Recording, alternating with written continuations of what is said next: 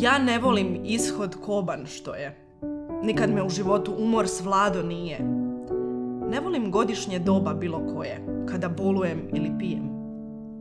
Ljubitelj nisam hladnog cinizma, u ushit ne vjerujem.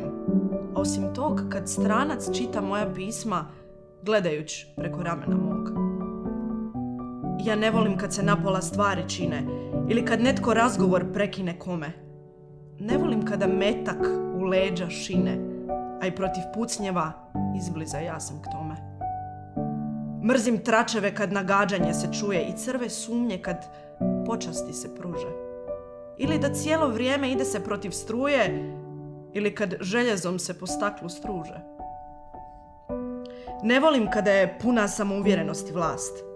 Radije nek kočnice otkažu jasno.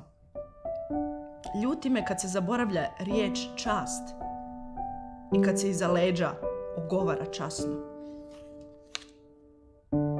Kad ja vidim slomljena krila, ne osjećam samilost i stvar je čista. Ja nasilje ne volim, ni kada klone sila. Samo mi je žao razapetog Krista.